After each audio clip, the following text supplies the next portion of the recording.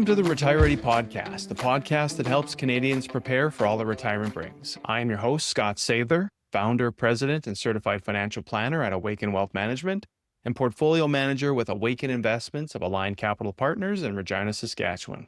In today's episode, we talk with former financial advisor, author, and speaker Carl Richards to discuss his upcoming book release, Your Money.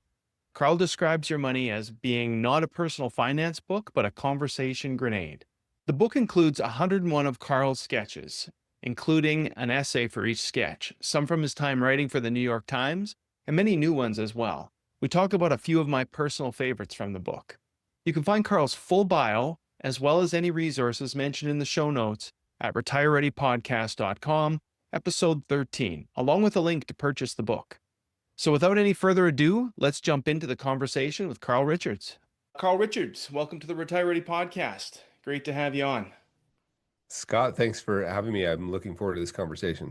Absolutely. You have an upcoming book, Your Money, Reimagining Wealth in Simple Sketches. Tell me a little bit about that. Yeah, so I wanted to put together, I had noticed something happening with the sketches. People were printing them out and taping them to their fridge or putting them up on the wall like Yep. you have.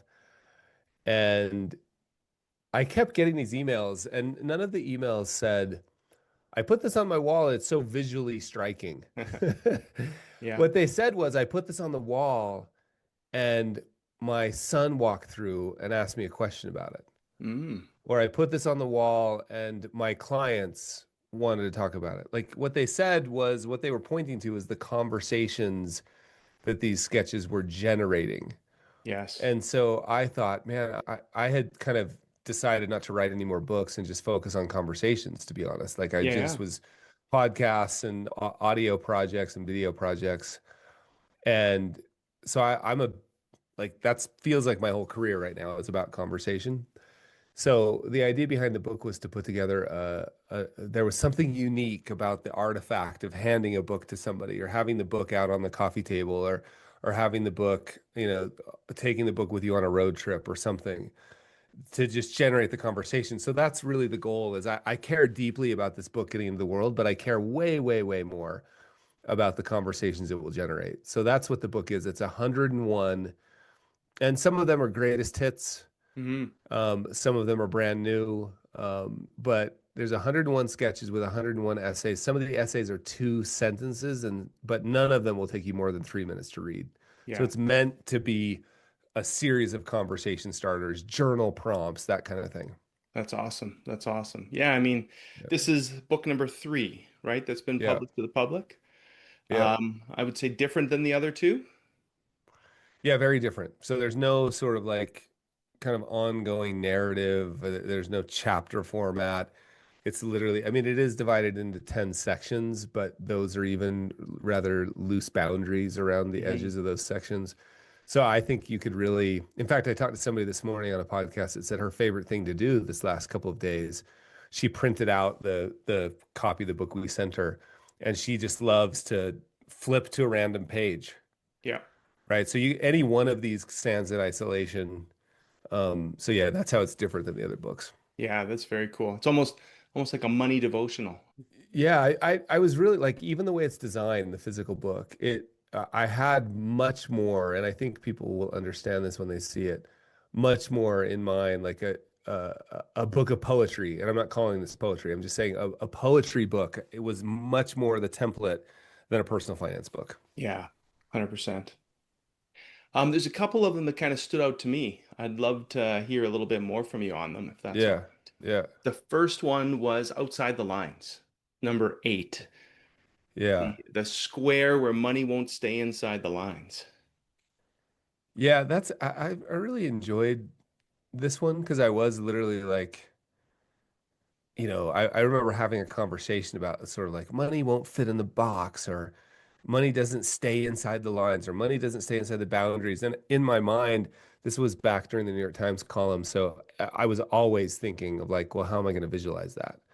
And sometimes I would hear things described, like somebody would say like, the line between this and that is very fine. I would literally in my mind be like, oh, the line between, and this was another one of those, like money won't stay inside the lines. And I was like, oh, so it's just yeah, a box with the words money won't stay inside the lines, and those words are outside of the box. The box is nice and clean, but the words are going outside of it. And I think about this like, um, you know, if we're taught anything about money, we're taught that it's a math problem, that it will fit into a spreadsheet.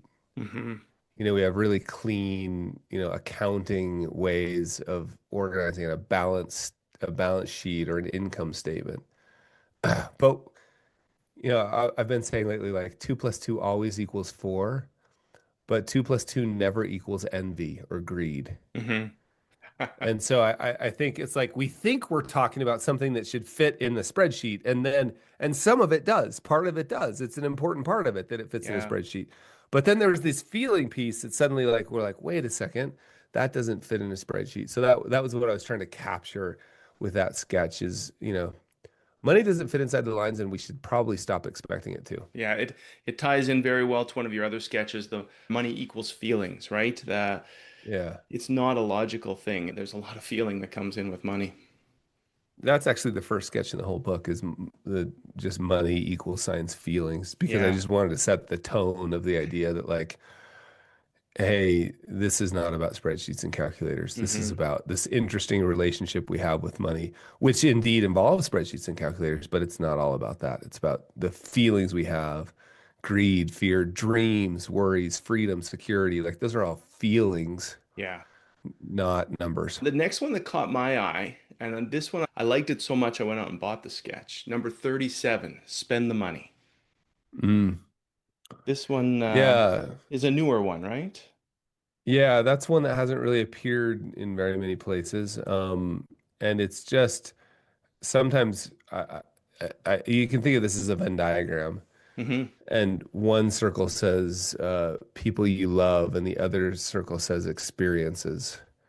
So people you love and experiences, and there's an overlap, and that overlap. So the overlap of people you love with experiences, the overlap is labeled spend the money, and there should be an exclamation mark on there. There's Yeah. not, but that's so I feel like I'm saying like spend the money to Mm. myself and to everybody else. And I think it's just interesting that like it's pretty settled doctrine at this point that at the end of our lives we won't regret, we won't regret things we tried and failed. We won't regret spending money. We will regret the things we didn't try, right? The things we didn't do, the time we didn't spend. And so much of that is tied up in money. Like we'll regret. How do you put a price tag on an experience, like a new experience that you've had?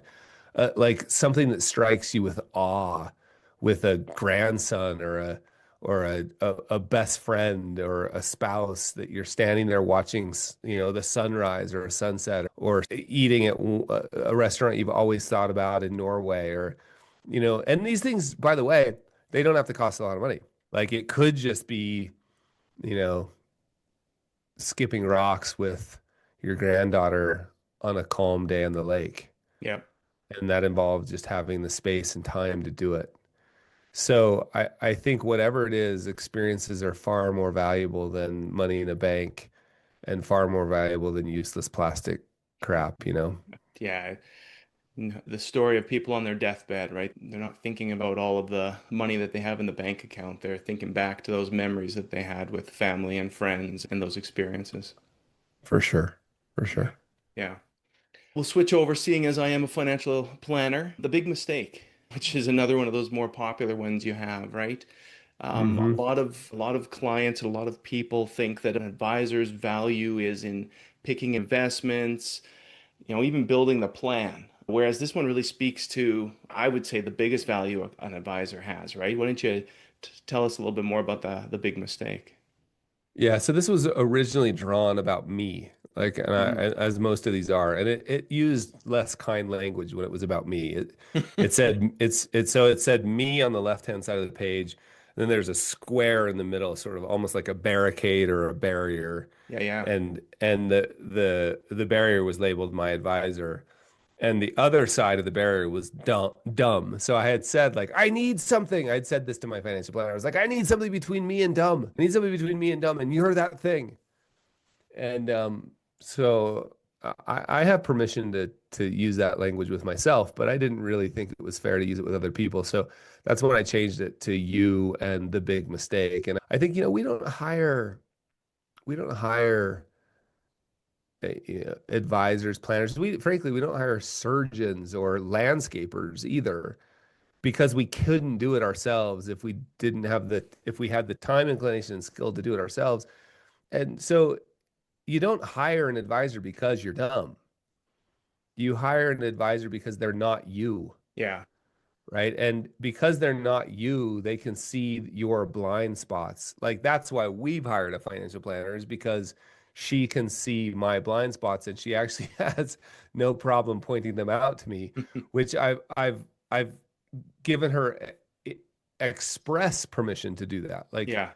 I want you to be partially a drill sergeant. I want you to tell me when I'm thinking about doing something dumb. I want you to remind me, and you don't need to do it gently. So that's what that was about is it only takes one or two big mistakes. Really, you almost only get one a decade. Like if you were to sell at the bottom of the market in 2008 when things were super scary, Mm-hmm. you may as well have been in certificates of deposit or had your money in the mattress during that decade. Yeah. So it's worth it, right? So Yeah. that's how I think about the big mistake. Yeah. That's cool.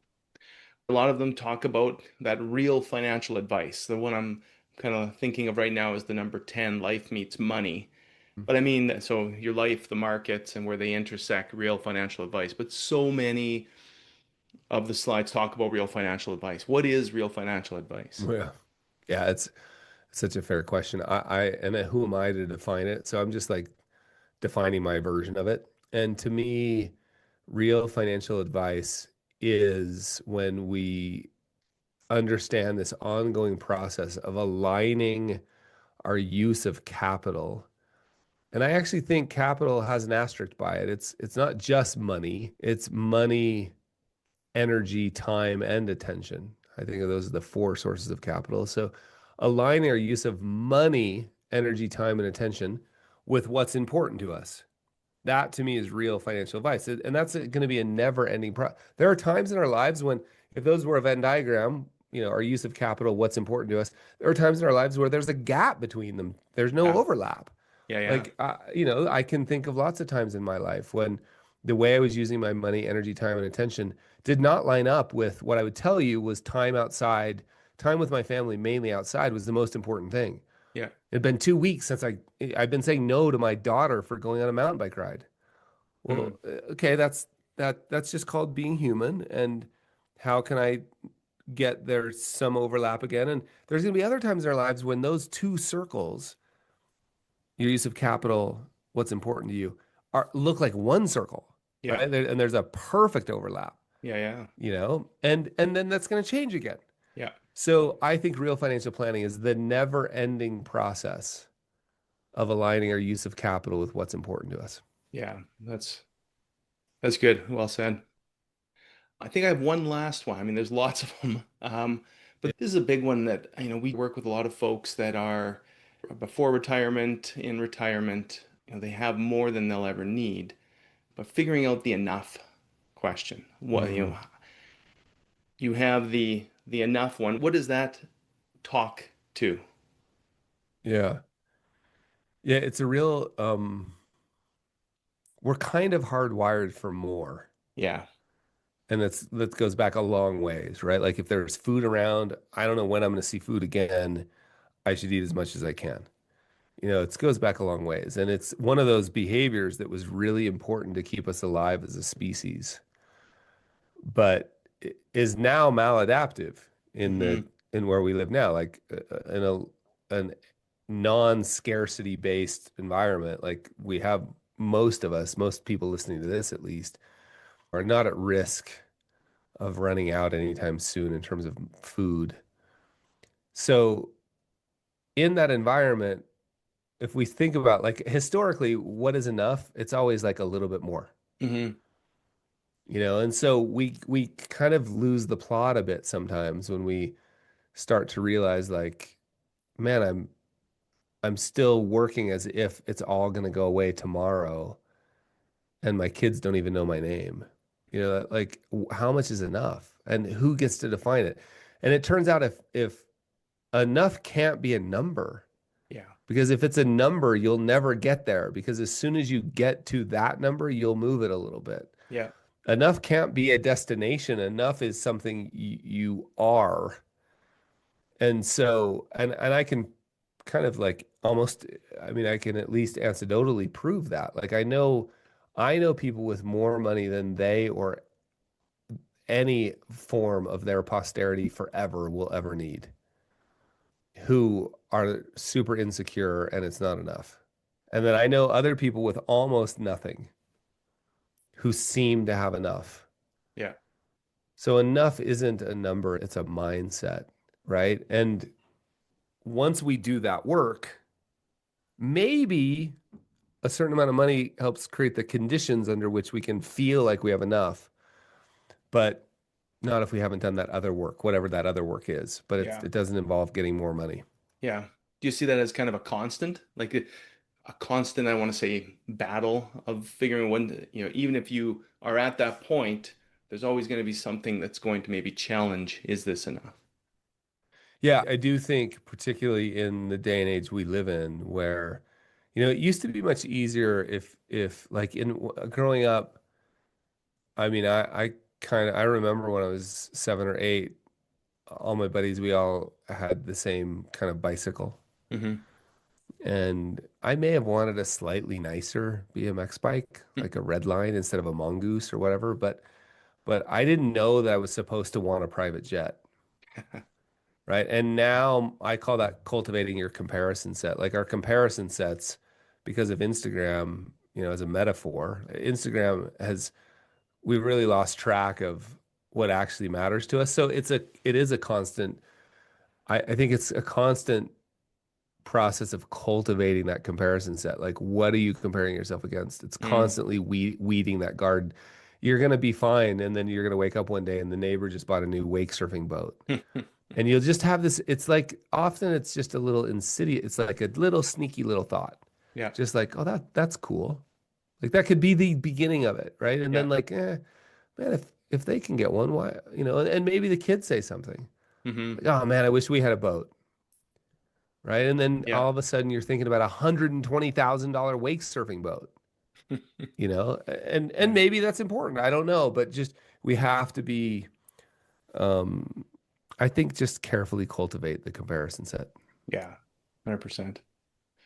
That's awesome. This was great. Appreciate it so much, getting some of those insights. Looking forward to the book coming out. When is it out for everyone to pick up, Carl? Well, it's available for pre-sale now. And my favorite suggestion is order one from Amazon and one from your local bookstore. Yeah. But it will actually come out October 21st. October 21st. Awesome. Thanks, Scott. Thank you for joining us.